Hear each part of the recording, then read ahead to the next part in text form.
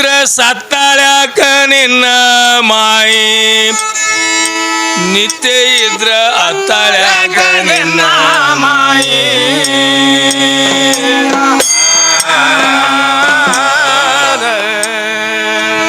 ಕೂತಿನ ಗಡಗಿ ಸೋರಿಯ ಅತ್ತತ್ತು ಸರದು ಹೊರಗ ಕೂತಾಳ್ಯಾಕ ನಿನ್ನ ಮಾಯಿ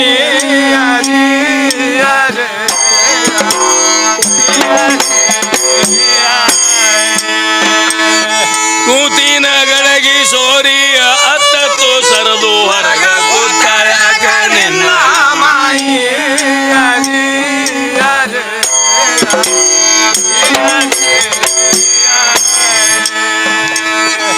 ಆತ್ಮನ ತೆಳಗ ಬಗ್ಗ್ಯಾಳ್ಯಾಕ ನಿನ್ನ ಮಾಯಿ ಮನ್ಮತ್ನ ಬುಡುಕ ಡೊಗ್ಗ್ಯಾಳ್ಯಾಕ ನಿನ್ನ ಮಾಯಿ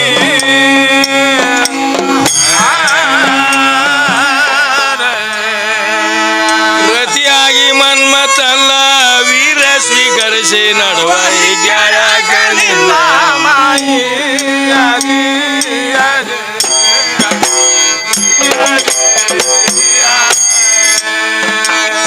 ರತಿಯಾಗಿ ಮನ್ಮತಲ್ಲ ವೀರ ಸ್ವೀಕರಿಸಿ ನಡುವ ಗ್ಯಾಳ್ಯಾಕ ನಿನ್ನ ಮಾಯಿ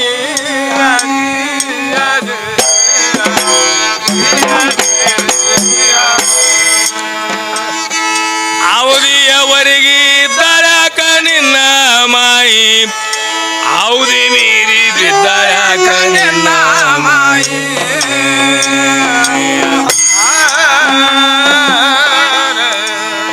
ಅಧಿಪತಿ ಬಿಟ್ಟ ಹೋದ ಸುಡಗಾಡ್ದ ದಾರಿಲೇ ಅದ್ದಾಳ್ಯಾಕ ನಿನ್ನ ಮಾಯಿ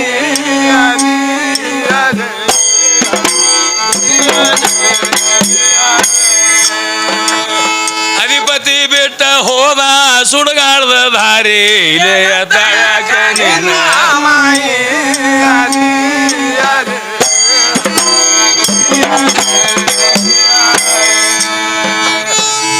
ಇರುವ ತನಕ ದುಡ್ದಾಳ್ಯಾಕ ನಿನ್ನ ಮಾಯಿ ಧಾರ ಕಡ್ದ್ರ ನಡ್ದಾಳ್ಯಾಕ ನಿನ್ನ ಮಾಯಿ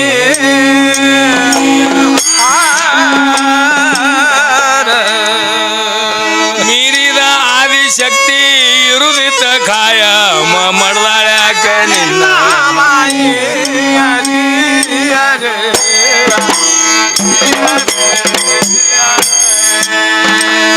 ಮೀರಿದ ಆದಿಶಕ್ತಿ ಇರುದಿತ ಕಾಯ ಮಡ್ದಾಳ್ಯಾಕ ನಿನ್ನ ಮಾಯಿ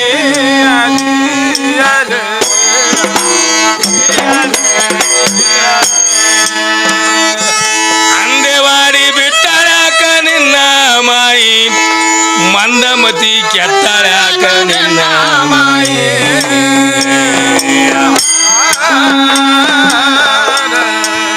ಕಂದ ಕೈ ಭೀಷಣ ಮಾತ ಮೀರಿ ಬೆಂಕ್ಯಾಗ ಸುಟ್ಟಾಳ್ಯಾಕ ನಿನ್ನ ಮಾಯಿ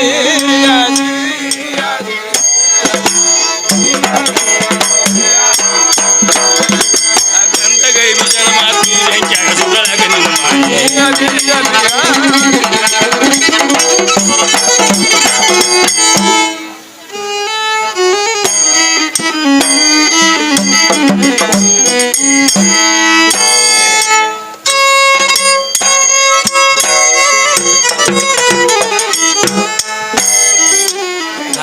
ಈಗ ಎಲ್ಲಿಗೆ ಬತ್ರಿ ವಿದ್ಯಾರ್ಥಿ ಗಾಡಿ ಏನಂತಾಳೆ ಹೆಣ್ಮಗಳು ಪಂಚ ಮಹಾಭೂತ ಶರೀರ ಎಲ್ಲ ಹೆಣ್ಣ ಆಸ್ತಿ ತ್ವಚ ನಾಡಿ ರೋಮ ಎಲ್ಲ ಹೆಣ್ಣ ಇರ್ಲಿ ನೀ ಕೇಳುದು ಖರೇನೆ ಅದ ತಂಗಿ ಯಾಕಂದ್ರೆ ಹಂಗ ಹಾದಿ ತೆಗದಾಗ ಮುಂದೆ ಹೇಳಕ್ ಬರ್ತದ ಯಾಕಂದ್ರೆ ಪಂಚಮಹಾಭೂತದ ಶರೀರ ಎಲ್ಲ ಹೆಣ್ಣಂತ ಹೇಳ್ತಿ ಈ ಪೃಥ್ವಿ ಆಪತೇಜ ವಾಯು ಆಕಾಶನು ಪಂಚಮಹಾಭೂತಾದಿಗಳೆಲ್ಲ ಹೆಣ್ಣಾದಾಗ ಇದಕ್ಕೆ ಗಂಡು ಯಾವದಾವ್ ಕೇಳ್ಕೊ ಹೇಳ್ತಾ ಇದ್ದೀನಿ ಪ್ರಾಣ ಅಪಾನುದಾನ ವ್ಯಾನ ಸಮಾನ ಪಂಚ ಪ್ರಾಣಾದಿಗಳ ಗಂಡವಾದರ ಆಶ್ರಯದಿಂದಲೇ ಪಂಚಮಹಾಭೂತದ ಶರೀರ ನಡು ಅದಕ್ಕ ಶಬ್ದ ಸ್ಪರ್ಶ ರೂಪ ರಸಗಂಧ ಎಲ್ಲ ಹೆಣ್ಣಂತ ಹೇಳ್ದಿ ಅಲ್ಲಿ ಚೈತನ್ಯದ ಕಳೆ ತುಂಬುದಾಗೆ ಮಾತ್ರ ಅದಕ್ಕೆ ರಸ ಬರ್ತದ ಶಬ್ದ ಉತ್ಪತ್ತಿ ಆಗ್ತದ ಸರ್ವಕ್ಕೆ ಸಾಕ್ಷಿನೇ ಗಂಡದಾನ ಸುಳ್ಳಂದ್ರೆ ಓದಿ ನೋಡು ನೀ ಪಂಚಕರ್ಣದಲ್ಲಿ. ಹಾ ಎಲ್ಲಾರ ಹೆಂಗ್ಯಾರ ನಾ ಎಲ್ಲಮ್ಮನ ಜಗ ಹಾರಿಸದಂಗ ಹಾರಿಸ್ನಿ ಅಂದ್ರೆ ತಂಗಿ ನಡೆಯಂಗಿಲ್ಲ ವ್ಯವಹಾರ. ಹಾ ಅದಕ್ಕ ನನಗೆ ಬಿಟ್ಟು ನಿಂದ ಎಲ್ಲಿಗೆ ಇದನ್ನೇ ಇಲ್ಲ ಅಂತ ಹೇಳ್ತೀವಿ. ನನ್ನ ಶರೀರ ಬಿಟ್ಟು ನೀ ಹಾಡತ್ ಹೇಳ್ತಿ ತಂಗಿ. ಚೈತನ್ಯದ ಉತ್ಪತ್ತಿ ಇರ್ಲಾರ್ದೇನೆ ಎಲ್ಲಿ ಸ್ವರ ಬರಂಗಿಲ್ಲ. ಡಪ್ಪ ತಾಳ ಸೂರದ ಅಂದ್ರೆ ಇವು ಖಾಲಿ ಏನೂ ಇಲ್ಲ. ಇದ್ರೊಳಗೆ ಬರುವುದು ನಾವೇನದಲ್ಲ ಸಾಕ್ಷಿ ಗಂಡ ಐತಿ. ಮತ್ತು ನಾವಿರ್ಲಾರ್ದೆ ನೀ ಹಂಗೆ ಹಾಡಾಕಿ ಬಾರಿಸಿ ಒಣ ಡಪ್ಪ ಏನು ಮಾಡ್ತದೆ ಇದು? ಅದಕ್ಕೆ ಸರ್ವಕ್ಕೆ ಸಾಕ್ಷಿ ಅದಾನವ. ಅದಕ್ಕೆ ಈ ಕಾಣಿಸುವಂತ ಶರೀರ ಎಲ್ಲ ಹೆಣ್ಣ, ಈ ಕಾಣಿಸುವಂತ ಬ್ರಹ್ಮಾಂಡ ಹೆಣ್ಣ, ಎಲ್ಲಾನು ಹೆಂಡಂದಿ. ನಿಂದು ನಿನಗೆ ನಾ ಪ್ರಶ್ನೆ ಮಾಡ್ತಾ ಇದ್ದೀನಿ ತಂಗಿ. ಎಲ್ಲಾನು ಹೆಣ್ಣತ್ತಿದಿ. ಈ ಒಂಜಾರ ಬಾಣೆತನ ಮಾಡ್ಕೊಳ್ಳಲಿ ಅದು ವಿದ್ಯಾಶ್ರೀ ಬಹಳ ಶಾಣೆ ಅದಾಳ್ರಿ.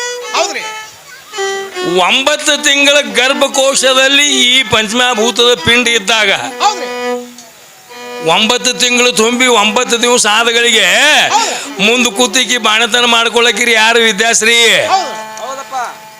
ಹೆಣ್ಮಕ್ಳಿಗೆ ಬಹಳ ಖ್ಯಾಲ್ರಿ ಇದು ಕೇಳೋದು. ಏ ವಿದ್ಯಾಶ್ರೀ ಅಕ್ಕ, ಗಂಡದ ಏನ್ ಹೆಣ್ಣದ? ಈಕಿ ಏನ್ ಹೇಳ್ತಾಳ್ರಿ ವಿದ್ಯಾಶ್ರೀ? ಅವ ಕೋಲ್ಯಾ ಕೂತು ಯವ್ವ ಥೇಟ ಅವ್ರ ಅಪ್ಪನ ಬಾಯಂದು ಉಚ್ಕೊಂಡು ಬಿದ್ದಂಗೆ ಅದೇ ಓ ಬಂಗಾರ ಅಂತ ಗಂಡಸ ಮಗ ಅದ ಅಂತ ಹೇಳ್ತಿ. ಇಲ್ಲಿ ಏನು ನೋಡಿ ಹೆಣ್ಣಲ್ಲಕತ್ತಿದಿ, ಅಲ್ಲಿ ಏನ್ ನೋಡಿ ಗಂಡಂದಿ ನಾ ಕೇಳ್ತೀನಿ ನಿನಗ. ಇರ್ಲಿ ತಮ್ಮ ಸಣ್ಣವಿದಿ, ನಿನಗೆ ಕಟ್ಕೊಂಡು ಹೋದಾಳ ಮತ್ತೆ. ಯಾಕಂದ್ರೆ ಹೆಣ್ಮಗಳೇ ಪಾಮಾರದಾಳ್ರಿ. ಹೇಳಿಲ್ರಿ ಮುತ್ತೆ ಆಯಿ ಕತಿ ಹೇಳ್ದಳಲ್ಲ, ಏನ್ ಚಂದ ಹೇಳಲ್ಲ ಅಕ್ಕ ಜನರಲ್. ನಾನು ಜನರಲ್ ಹೇಳ್ತೀನಿ ನಿನಗ ವಿದ್ಯಾಶ್ರೀ. ಮುತ್ತೆ ಅವಲ್ಲತ್ತಿದ ಆಯಿ ಕರಿತಿಳತ್ತ. ಮುತ್ತೆ ಭಾಳ ಮೂಲ ತತ್ವ ತಿಳಿದವದಾನ ತಂಗಿ, ನಿನಗೇನು ಗುರುತ? ಹಾ ಈ ಇಟುಬದ ಅಣ್ಣವ್ರಿಗೆ ಕೇಳಿ. ಮುತ್ಯ ಭಾಳ ಮೂಲ ತತ್ವ ತಯಾರು ಮಾಡ್ದವ. ಈ ಜಗತ್ತ ತಯಾರು ಮಾಡ್ದವನೇ ಮುತ್ಯ. ಈ ಜಗತ್ತಾಗ ರಕ್ಷಣೆ ಮಾಡ್ದವನೇ ಮುತ್ಯ. ಆ ಮುತ್ಯ ಅನ್ನುವಂಥದ್ದಂದ್ರೆ ಏನು ತಿಳ್ಕೊಂಡಿ? ಅವ ಭಾಳ ತ್ರಿಕಾಲ ಜ್ಞಾನಿ ಇದ್ದ. ನಿನಗಪ್ಲೆ ಆಯಿಗಪ್ಲೆ ಮೊಳ್ಳಲ್ಲವ ವಿದ್ಯಾಶ್ರೀ ಆಯಿ ಹಂಗ. ಈಕೆ ಏನು ಹೇಳಿ ದೂರ ಕೂತು ನೋಡ್ತಿಳತ್ರಿ. ಅವದು ಅವನಿಗೆ ಅರಿದಿ ವಸ್ತು ಯಾವದಿಲ್ಲ. ಅಲ್ಲಿ ದೂರ ಕೂತಾಳಕಿ ಯಾರು ಮಶ್ಮನಾಳ ವಿದ್ಯಾಶ್ರೀ ಹುಚ್ಚಿಗೆ ಹಿಡ್ದನೆ ಮುದುಕಿ. ಹಂಗಲ್ಲ ನೀ ಕೆಟ್ಟ ಮಾನಿಗಡಿ ಮುದುಕಿ ಆಗಿದಿ, ಇದು ಬ್ಯಾಡ ಅಂದವ. ಹಾ ಮುಕ್ಕಳಿಗೆ ನಿನಗೆ ಬುದ್ಧಿ ಇಲ್ಲ. ಅಲ್ಲಿ ವಿದ್ಯಾ ಕೂತಾಳ ಮಶ್ಮನಾಳ ವಿದ್ಯಾ ನೋಡ್ಲಕತ್ತಾಳ. ಈಗ ಹೆಂಗೆ ಕೆಲಸ ಮಾಡ್ಲಕ್ ಬರ್ತದ ನಾವು ಮುತ್ಯವ ಅಲ್ಲ ಅಂದ. ಏನ್ ಜನರಲ್ ಮಾತಾಡ್ತೀವಿ ವಿದ್ಯಾಶ್ರೀ? ನಾನು ಜನರಲ್ ಹೇಳ್ತೀನಿ ನಿನಗೆ. ಇಲ್ಲಂದ್ರ ಐದು ಬರಬರಿ ಮಾಡ್ತಿದ್ದ. ಇಲ್ಲಕಂದ್ರೆ ಆಯಿಗೆ ಬರಬರಿ ಕುಣಿನೇ ಕುಂದ್ರಿಸ್ತಿದ್ದವ. ಅದಕ್ಕ ನಿನ್ನ ಬಾಯಲ್ಲಿ ಬರುವಂತ ಶಬ್ದಗಳಿಗೆ ನಾನು ನಿನಗೆ ಉತ್ತರ ಕೇಳ್ತಾ ಇದ್ದೀನಿ ವಿದ್ಯಾಶ್ರೀ. 8 ಪಾಲ ಹೆಣ್ಣಿಂದಂದಿ ಕರೆಕ್ಟ್ ಬರೆದಿಟ್ಟಾರ. ನಾ ಸುಳ್ಳನಂಗಿಲ್ಲ ನಿನ್ನ ಮಾತಿಗೆ. 1 ಪಾಲ ಗಂಡಿಂದಂದಿ. 8 ಪಾಲಕ್ಕೆ ಸಂಭಾಳಿಸ್ತದಪ್ಪ. 1 ಪಾಲ ಅಂದ್ರೆ 1 ಪಾಲು ಶ್ರೇಷ್ಠ. ಏನು 8 ಪಾಲು ಶ್ರೇಷ್ಠ ರೀ ಇಟುಬದವ್ರ? ನೀವೇ ಹೇಳ್ರಿ ಅಣ್ಣ, ನೀವೇ ಹೇಳ್ರಿ. ಮತ್ತು ಜೇರ್ ಕಡ್ದು ಈಕಿ ಎಟ್ಟೆ ನನಗೆ 8 ಪಾಲಿದ್ರಿ. ಈಕಿ ಗತಿ ಏನು ಆತೈತ್ರಿ? ಸೊಂಟ ಮುರಿತಿತ್ತು, ಸೊಂಟ ರೀ. ಏನಾಗಿ ಹೋಗ್ತಿತ್ರಿ ದಗರ? ಎಲ್ಲೆಲ್ಲೆಲ್ಲೆಲ್ಲೆಲ್ಲ ಸಾಮಾನ್ಯ ಪತ್ತೆ ಹತ್ತಲಾರ ಆಡ್ತಿದ್ದು. ಹಿಂಗ್ಯಾಕ ಹಿಂಗ್ಯಾಕ ವಿದ್ಯಾಶ್ರೀ? ಒಳಗೊಮ್ಮ ಭಾಳ ದಾರಿ ಬಿಡ್ಲಕತ್ತ ತಂಗಿ. 1 ಪಾಲು ಅನ್ನುವಂಥದ್ದು ಭಾಳ ಶ್ರೇಷ್ಠ ಐತಿ. ಈಗ ಇಲ್ಲಿ 9 ಚಿಕ್ಕಿಗಳು ಇರ್ತಾವ ಆಕಾಶದಲ್ಲಿ, ರಾತ್ರಿ ಕಾಣಿಸ್ತಾವ ಬೆಳದಿಂಗಳದಾಗ.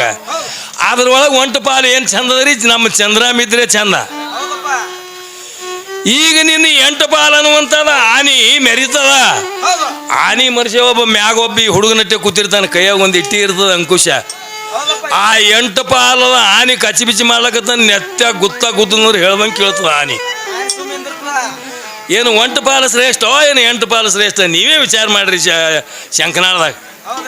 ಶಂಕದಾಗ ನಾನು ಹೆಚ್ಚಿಗೆ ಹೇಳಲ್ಲ. ಅದಕ್ಕೆ ಎಲ್ಲರೂ ಸೀರೆ ಉಟ್ರು, ಅವ್ರು ಸೀರೆ ಉಟ್ರು, ಇವ್ರು ಸೀರೆ ಉಟ್ರು. ಇದೊಂದು ಏನೋ ಗಾದಲೆ ಹೇಳ್ರಿ ವಿದ್ಯಾಶ್ರೀ. ತಂಗಿ ನಿನ್ನ ಬಲ್ಲಿ ಶ್ರೇಷ್ಠ ಅಂತ ತತ್ವ ಪತಿವ್ರತ ಪ್ರಭಾವ ನಿನ್ನ ಬಲ್ಲಿ ಆ ಶಕ್ತಿ ಇತ್ತಂದ್ರ ನೀನೇ ಉರಿ ನೇತ್ರ ಸುಡಬೇಕಾಗಿತ್ತು ಆ ಕೀಸಗ. ಯಾಕೆ ಅಳ್ತಿದ್ದಿ? ಶಿವರಾತ್ರಿ ಮುಂದಿನ ಹುಣಿವಿ ಯಾಕೆ ಮಾಡ್ತಿದ್ದಿ? ಭೀಮನ ಮುಂದೆ ಕೆಲಸ ಏನಿತ್ತು? ನೇತ್ರಾಕ್ ನೀನು ಸುಡಬೇಕಾಗಿತ್ತು ಅವ್ರಿಗೆ. ತಂಗಿ ಎಲ್ಲಿದೆ ಏನು ನಿನ್ನ ಅನಾಧಿಕಾರಿ ಹೆಣ್ಣ ನಿನ್ನ ಹೆಣ್ಣಿನಿಂದ ಏನೂ ಆಗುದಿಲ್ಲ. ಮತ್ತ ಅಲ್ಲಿ ಗಂಡು ಬೇಕು ಕಾಪಾಡ್ಲಿಕ್ಕೆ. ಅದಕ್ಕೆ ಹೇಳ್ತಾನ ಬಹುಳಾಶಂಕರ ಪರಮಾತ್ಮ ತಾನು ಹೆಂಡತಿ ಕೊಡ್ಬೇಕೇನಂತ ಹೇಳಿ. ತಂಗಿ ಬೇಡಿದವರಿಗೆ ಬೇಡಿದ ಕೊಟ್ಟಾನವ, ಆದ್ರೆ ಬೇಡವನ ಬಲಿ ಬೇಕು. ಮತ್ತು ಅವ ಉಪಯೋಗ ಆಗೋದು ಬೇಡಲಿಲ್ಲ ಅಂದ್ರೆ ಮುಂದೆ ನಾಶ ಆಗ್ಯದ. ಅವ ಪಾರ್ವತಿಗೆ ಹೆಂಗೆ ಮುಟ್ಟ್ಯಾನ, ಮುಟ್ಟಿಲ್ಲ, ನಾಶ ಆಗಿ ಹೋದ. ಈಗ ಭಸ್ಮಾಸುರಿಗೆಲ್ಲ ಪಾರ್ವತಿ ಕೊಟ್ಟಿನಿ ಅಂತ ಹೇಳ್ದ. ಅವಾಗ ಅಲ್ಲಿ ಒಬ್ಬ ತಯಾರದಲ್ಲ ಅಲ್ಲಿ ವಿಷ್ಣು. ಅವನಂತದೇ ಒಂದು ಮೋಹಿನಿ ರೂಪ ತೊಟ್ಟು ನಾನು ನಿನ್ನ ಕೂಡ ಕೂಡಬೇಕಾಗಿದ್ರೆ ನಾ ಹ್ಯಾಂಗೆ ಮಾಡ್ತೀನಿ, ಹಂಗಿದ್ರೆ ಮಾತ್ರ ನಿನ್ನ ಕೂಡ ಕೂಡ್ತೀನಿ ಅಂದ. ಹುಚ್ಚಾಗಿತ್ತು, ಅಜ್ಞಾನ. ಆಶೀರ್ವಾದ ಬೇಡ್ಕೊಳ್ಳೋದನ್ನು ಬಹಳ ಪರಿಯದಿರಲ್ಲಿ. ಅವಾಗ ಕಾನಕಾನ ಉತ್ತತ್ತಿ ಆಟ ತಯಾರಾಯ್ತು. ಕಾನಕಾನ ಉತ್ತತ್ತಿ ಕಿಲ್ಲಿಗೆ ಬತ್ತು ಸಂಗಯ್ಯ ಅಂತ ಹೇಳಿ ಹುಚ್ಚಿ ಆಗಿಬಿಟ್ಟಿರ್ತಾರಲ್ಲಿ. ಅದು ಹೊರ ಬೇಡ್ಕೊಳ್ಳೋದೆ ಗೊತ್ತಿಲ್ಲ ಅದಕ್ಕೆ. ಅವಾಗ ತಲೆ ಮ್ಯಾಗಿ ಕೈ ಇಟ್ಕೊಂಡ ತಾನ ಊರಿ ಹಸ್ತದಿಂದ ತಾನೇ ಸುಟ್ಟೋಯ್ತು. ತ್ರಿಕಾಲ ಜ್ಞಾನಿ ಅದ ನಮ್ಮ ಗಂಡ. ಗಂಡಿರ್ಲಾರ್ದೆ ಯಾವ ಜಗತ್ತದೊಳಗೆ ಏನೂ ನಡೆಯಂಗಿಲ್ಲ. ನೀನು ವಿಚಾರ ಮಾಡ್ಕೋತಂಗಿ ಗಡಬಡ ಮಾಡಿದ್ರೆ ಏನು ಕೆಲಸ ಆಗಲ್ಲ. ಓಡಾಡಿ ದನ ಕಾಯ್ದ್ರೆ ಹೊತ್ತು ಮುಳುಗಂಗಿಲ್ಲ. ನೀ ದನ ಕಾಯಂಗೆ ಕೈ ಅದು ಮುಳುಗಂಗೆ ಮುಳುಗ್ತದ. ಅದಕ್ಕೆ ಹೇಳ್ತಾರ ಜ್ಞಾನಿಗಳಕ್ಕಿಂತಲೂ ನಾವು ಜ್ಞಾನಿಗಳಲ್ಲ, ಪರಮ ಜ್ಞಾನಿಗಳಲ್ಲ. ಅದಕ್ಕೆ 12ನೇ ಶತಮಾನದಲ್ಲಿ ಉತ್ತರ ಹಿಂದೂಸ್ತಾನದೊಳಗೆ ಹುಟ್ಟಿದಂಥ ನಮ್ಮ ಅಂಬಿಗಾರ ಚೌಡಯ್ಯನವ್ರು ಏನು ಹೇಳ್ತಾರ, ಇರುವಿ 84 ಲಕ್ಷ ಜೀವರಾಶಿಗಳನ್ನು ಹುಟ್ಟಿಸುವನು ಬ್ರಹ್ಮನು ಘನವಯ್ಯ. ಆ ಬ್ರಹ್ಮನು ಘನವಂದರೆ ಬ್ರಹ್ಮನು ಘನವಲ್ಲ. ಆ ಬ್ರಹ್ಮನು ಕಮಲದಲ್ಲಿ ಹುಟ್ಟಿದನು ಕಮಲ ಘನವಯ್ಯ. ಕಮಲ ಘನವಂದರೆ ಕಮಲ ಘನವಲ್ಲ. ಆ ಕಮಲವು ಕೆಸರಿನಿಂದಾದದ್ದು ಕೆಸರು ಘನವಯ್ಯ. ಕೆಸರು ಘನವಂದರೆ ಕೆಸರು ಘನವಲ್ಲ. ಆ ಕೆಸರು ನೀರಿನಿಂದಾದದ್ದು ನೀರು ಘನವಯ್ಯ. ನೀರು ಘನವಂದರೆ ನೀರು ಘನವಲ್ಲ. ನಮ್ಮ ಅಗಸ್ತ್ಯ ಮಹರ್ಷಿಗಳು ಕುಡಿದು ಬಚ್ಚಲು ಮಾಡಿದ್ರತ್ರಿ 3 ಗುಟ್ಟಕನ್ಯಾಗ ಸಮುದ್ರ. ಅಗಸ್ತ್ಯ ಮಹರ್ಷಿಗಳು ಘನವಯ್ಯ. ಅಗಸ್ತ್ಯ ಮಹರ್ಷಿಗಳು ಘನವಂದರೆ ಅಗಸ್ತ್ಯ ಮಹರ್ಷಿಗಳು ಘನವಲ್ಲ. ಆ ನಮ್ಮ ಅಗಸ್ತ್ಯ ಮಹರ್ಷಿಗಳು ಕುಂಭದಲ್ಲಿ ಹುಟ್ಟಿದರು ಹೊಟ್ಟಿ ಘನವಯ್ಯ. ಹೊಟ್ಟಿ ಘನವಂದರೆ ಹೊಟ್ಟಿ ಘನವಲ್ಲ. ಈ ಶರೀರವು ಭೂಮಿಯಿಂದಾದದ್ದು ಭೂಮಿ ಘನವಯ್ಯ. ಭೂಮಿ ಘನವಂದರೆ ಭೂಮಿ ಘನ ಅಲ್ಲ ಅಂತ ಹೇಳ್ತಾನವ. ನಮ್ಮ ಆದಿಶೇಷನ ಹೆಡಿಗೆ ಮೊಳಕಮ್ಮಾದಿತ್ತು ಭೂಮಿ. ನಮ್ಮ ಆದಿಶೇಷನು ಘನವಯ್ಯ. ಆದಿಶೇಷನು ಘನವಂದರೆ ಆದಿಶೇಷನು ಘನವಲ್ಲ. ನಮ್ಮ ವಿಶ್ವರೂಪ ಶಿವನ ಎಡದೊಡಿ ಏನು ಕೂತಾಳಲ್ಲ ಪಾರ್ವತಿ. ಆ ಪಾರ್ವತಿ ಕಿರುಬಳಿನ ಉಂಗುರಕ್ಕೆ ಮೊಳಕಮ್ಮ ಅನ್ನತ್ರಿ ಆದಿಶೇಷ. ಪಾರ್ವತಿ ದೇವಿಯು ಘನವಯ್ಯ. ಪಾರ್ವತಿ ದೇವಿಯು ಘನವಂದರೆ ಪಾರ್ವತಿ ದೇವಿಯು ಘನವಲ್ಲ. ಇಲ್ಲಿ ಹೇಳ್ತಾನೆ ಚೌಡಯ್ಯ. ನಮ್ಮ ವಿಶ್ವರೂಪ ಶಿವನ ಎಡದೊಡಿಯ ಹೊರತ ಬಲದೊಡಿಯ ಗುರುತಿಲ್ಲ. ನಮ್ಮ ಶಿವನು ಘನವಯ್ಯ. ಶಿವನು ಘನವಂದರೆ ಶಿವನು ಘನವಲ್ಲ. ಕಲ್ಯಾಣಪುರದಲ್ಲಿರುವ ಬಸವರಾಜನು ಹೃದಯದಲ್ಲಿ ಮನಿ ಮಾಡಿಕೊಂಡಿದ್ದ ನಮ್ಮ ಬಸವರಾಜನು ಘನವಯ್ಯ. ಬಸವರಾಜನು ಘನವೆಂದು ಕೈ ಎತ್ತಿ ಹೇಳಿದ ಆತ ನಮ್ಮ ಅಂಬಿಗಾರ ಚೌಡಯ್ಯ ನಿಜ ಶರಣ ಅಂತ ಹೇಳ್ತಾರೆ. ಅವನ ಆಟ ಯಾರಿಗೆ ತಿಳಿದಿಲ್ಲ. ಅವರು ಭಕ್ತರ ಕೈಗೆ ಬಿದ್ದು ಒದ್ದಾಡಿದಿ ನೀನು. ಅವನ ಆಟ ಏನು ತಿಳಿತದ. ಅವ ಸೀರೆ ಉಟ್ಟ, ಇವ ಸೀರೆ ಉಟ್ಟ. ಸೀರೆಯರೇ ಯಾರು ಮಾಡ್ದವರು?